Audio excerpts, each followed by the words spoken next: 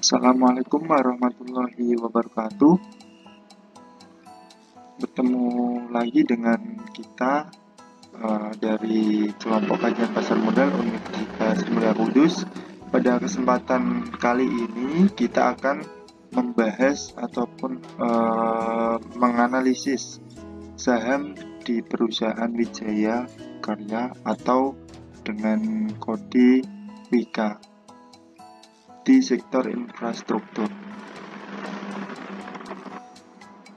Perusahaan Wijaya Karya atau dengan kode WIKA ini didirikan tanggal 29 Maret tahun 1961 dengan nama perusahaan negara atau PN Wijaya Karja dan mulai beroperasi secara komersial pada tahun 61. Perusahaan ini mempunyai kantor pusat yang beralamat di Jalan DI Panjaitan, KAV 910 Jakarta Timur. Berdasarkan peraturan pemerintah nomor 64, perusahaan bangunan bekas milik Belanda ini telah dilebur ke dalam perusahaan negara Wijaya Karja. Kemudian tanggal 22 Juli tahun 1971, perusahaan negara Wijaya Karja dinyatakan bubar dan dialihkan bentuk menjadi perusahaan Persero. Selanjutnya pada tanggal 20 Desember 1972, perusahaan ini dinamakan PT Wijaya Karya. Jadi sebelum mempunyai nama Wijaya Karya ini, perusahaan WIKA ini sebelumnya dinamai dengan nama Wijaya Karja, perusahaan negara.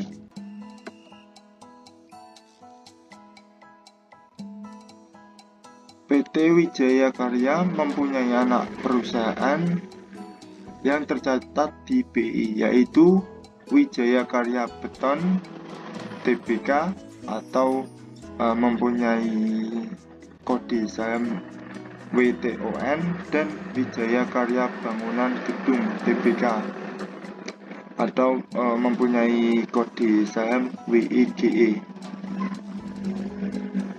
Persentase kepemilikan perusahaan PT Wijaya Karya 65% ini dipegang oleh pemerintah Republik Indonesia, dan juga pemerintah memegang juga saham preferen dengan 15,81% dipegang oleh perorangan, sisanya dipegang oleh bank, yayasan, koperasi, dan lain-lain. Ini ada laporan keuangan, posisi keuangan, income statement, laporan laba ruginya.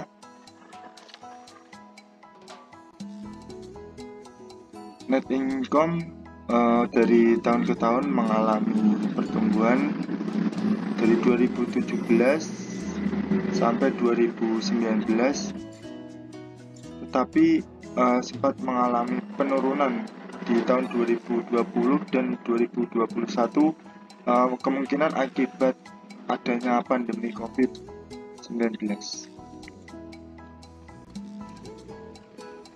PT Wijaya Karya mencatatkan NPM (Net Profit Margin) dari tahun sebelum COVID-19 melanda mengalami kenaikan secara drastis, tetapi pada saat COVID melanda di seluruh dunia, bahkan PT Wijaya Karya ini mengalami NPM penurunan.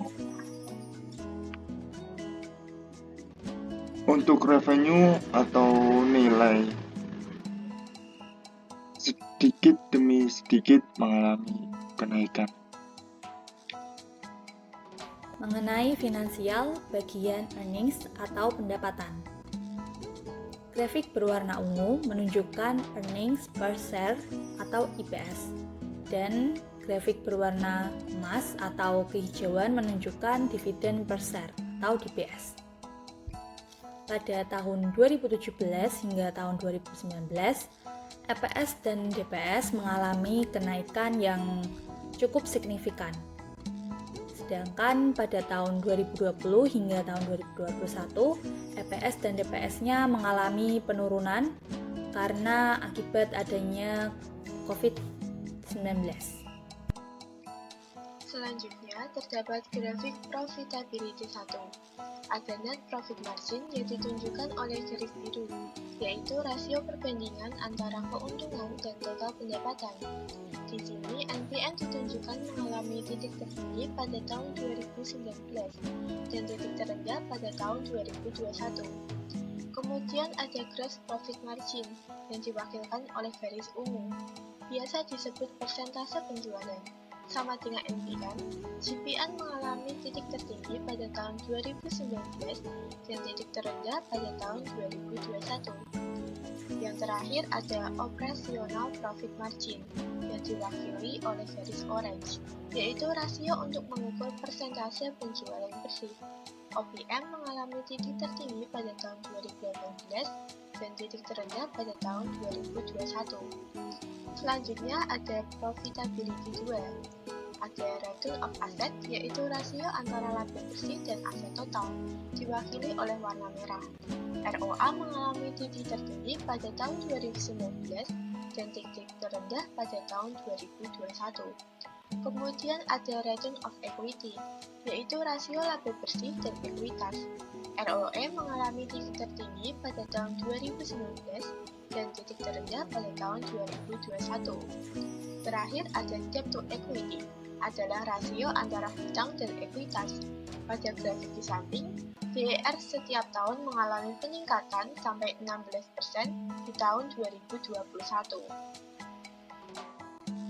Analisis teknikal yang pertama yaitu earning per share.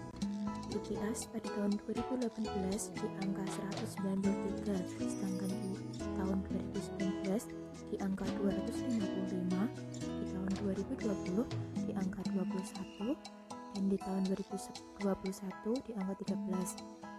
Selanjutnya yaitu DPS di angka 38,6049,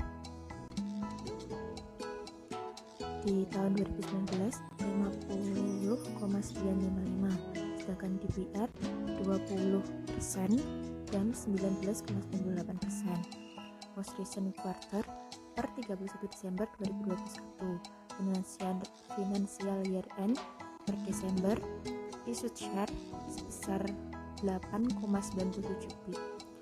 Market cap di angka 8,39 triliun, sedangkan stock index di angka 240,3. Selanjutnya fundamental sales mencapai 17,81 triliun, aset mencapai 69,39 triliun, liability mencapai 51,95 triliun, dan equity mencapai 13,05 triliun.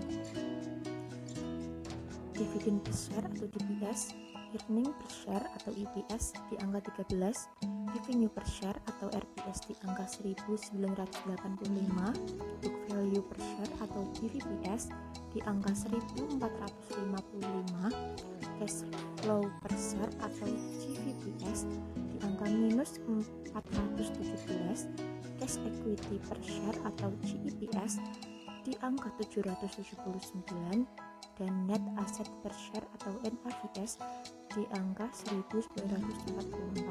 Selanjutnya valuation, dividend yield, price earning ratio atau PER di angka 71,28x, price sales ratio atau PSR di angka 0,47, price book value ratio atau PBVR di angka 0,64, price cash flow ratio atau PGVR di angka minus 2,24.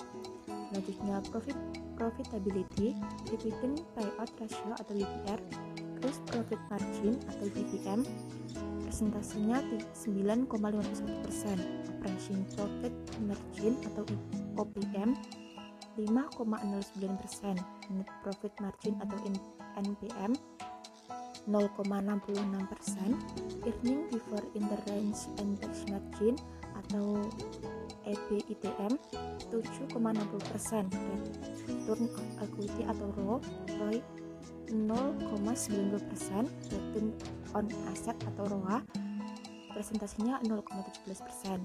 Selanjutnya yaitu liquidity, debt equity ratio atau DER dengan presentase 398,18%, cash ratio atau GR dengan presentase 18,89%, quick ratio atau QR di presentase 17,01%, dan yang terakhir current ratio atau CRR di presentase 100,59%.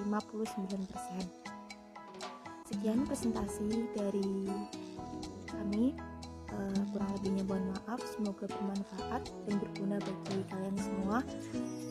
Wassalamualaikum warahmatullahi wabarakatuh.